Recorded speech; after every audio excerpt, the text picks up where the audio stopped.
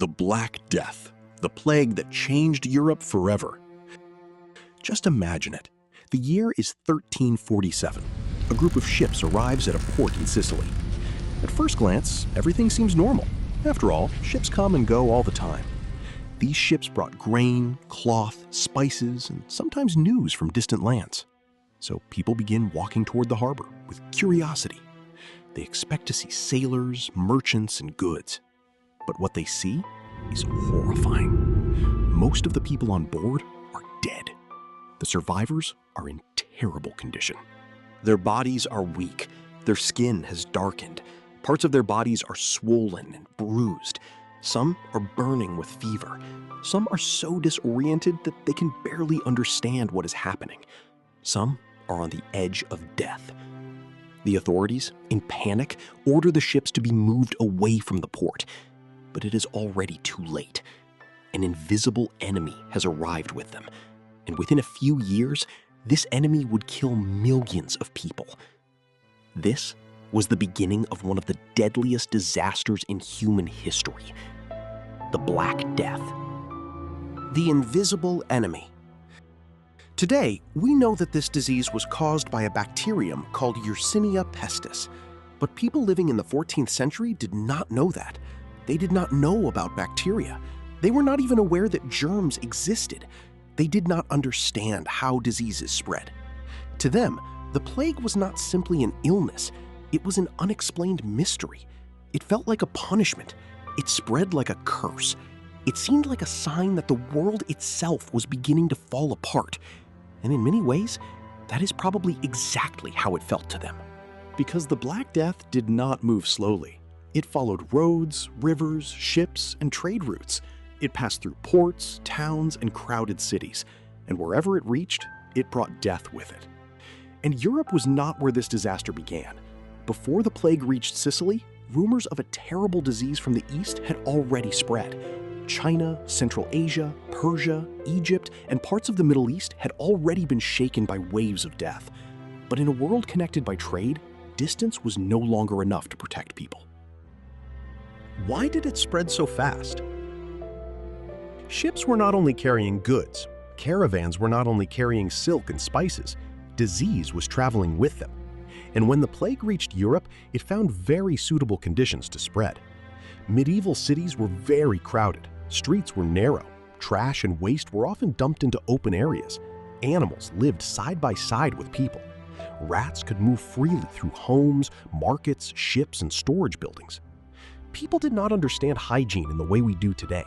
But most importantly, they did not truly know what they were facing. For a moment, place yourself inside that world. People around you are dying, but you do not know why. You do not know what is causing it. You do not know how to stop it. You do not even know who is already infected. A person could look healthy one day and be dead just a few days later. That made the plague almost impossible to control. Symptoms and fear. The symptoms were terrifying. Many patients developed large swellings on their neck, under their arms, or in their groin. These swellings were one of the most frightening signs of the disease, and they were known as buboes. Over time, they could grow, darken, and turn into a horrifying sight. Patients often suffered from fever, chills, weakness, pain, vomiting, and dizziness. For the people watching this happen, it must have seemed almost like a nightmare. A person who had been speaking, walking, and working just a week earlier could be bedridden within days, and soon after, they could simply be gone. Families were torn apart. Parents lost their children. Children were left without parents. The neighbor you greeted yesterday was no longer there today. Streets became quieter with each passing day. Death came so quickly that people could not keep up with burying the dead. Bodies were carried to mass graves. Some were left where they had died. In some towns and villages, there were not even enough people left to carry out proper funeral rites. Now imagine living through that. Every day you hear church bells, but not for weddings, not for celebrations, for funerals. Carts carrying bodies pass through the streets. You hear frightening news from nearby towns. A village has emptied. A family has disappeared. A priest has died. A doctor has fled. And every day, fear moves a little closer to you. A world without answers. People did everything they could to protect themselves. Some fled to the countryside. Some locked themselves inside their homes. Some prayed. Others looked for someone to blame. The plague did not care whether people were rich or poor. It did not respect class. It entered castles and cottages. It reached cities and villages. Of course, not everyone was affected in the same way. Poorer people often lived in more crowded and unhealthy places. They had fewer options. They could not always escape, and they did not always have the chance to get away from crowds. But against the Black Death, even power and wealth did not always provide protection. At the time, medicine could offer very little help. Doctors did not know the true cause of the disease. Some thought it came from bad air. Some believed it was caused by an imbalance inside the body. Others believed it was divine punishment. Treatments often did not work. In fact, some could even be dangerous. Bloodletting was used. Different herbs were burned. Patients were washed with vinegar or rose water. The swellings, known as buboes, were cut open. But none of these methods were enough to stop the disease. As the deaths continued, even some doctors and priests began to stay away from the sick. Not because they were cruel, because they were afraid. Fear, blame, and violence. When people cannot explain a disaster, they often try to give it meaning. And when fear grows, people often look for someone to blame. During the Black Death, many innocent people suffered for exactly this reason. Rumors spread as quickly as the disease. Some people were accused of poisoning wells. Strangers were targeted. Minority groups were attacked. In some places, fear turned into violence. This is one of the darkest parts of the story. The disease killed bodies, but fear wounded the soul of society. The Black Death was not only a biological disaster, it was also a human disaster. It showed what can happen when panic spreads faster than knowledge. How did it spread? Even today, scientists still debate exactly how the plague spread so quickly. For years, the strongest and most common explanation was rats and fleas. Rats carried infected fleas. Fleas bit humans, and through those bites, the bacteria entered the human body. This explanation is still important, but some researchers believe that human fleas and lice may also have played an important role in spreading the disease from person to person. The full reality is more complicated than that, but the core of this story is actually very simple. People were living in a world where disease could move faster than knowledge.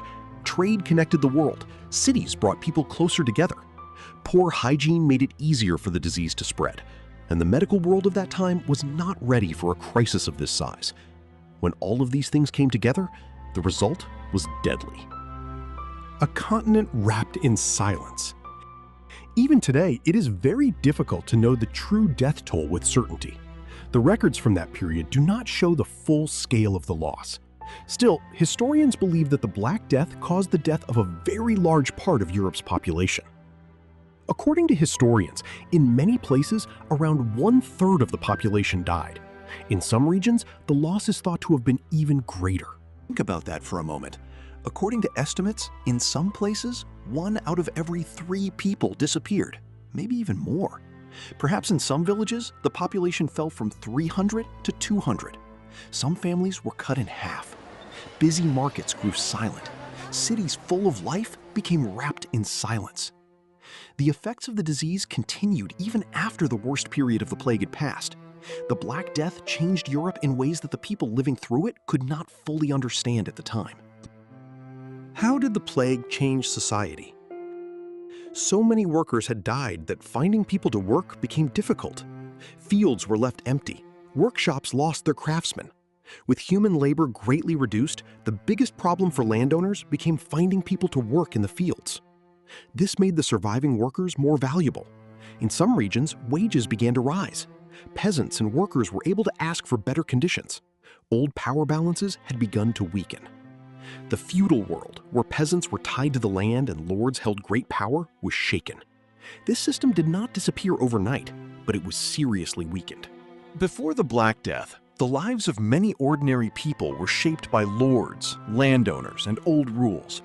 After the plague, human labor became more valuable. People had more opportunities to move from place to place. Their power to negotiate for better wages and conditions increased. Their chances of changing their lives also grew. Of course, this did not mean Europe suddenly became a fair place. It did not mean suffering came to an end. But the Black Death pushed Europe toward a new period of social and economic change. Death, faith, and public health. The plague also changed the way people thought about death. Death had always been part of medieval life, but after the Black Death, it had become impossible to ignore. Art, religion, literature, and culture were deeply affected. Images of death became more common. People began to think more about how short life really was. For the church, the plague was also a major shock. Many people had turned to religion for protection, but prayers did not stop the disease. Priests died like everyone else. Some stayed and helped the sick. Others fled. Faith did not disappear, but trust in institutions had been shaken. People had seen that the explanations they were used to were not always enough.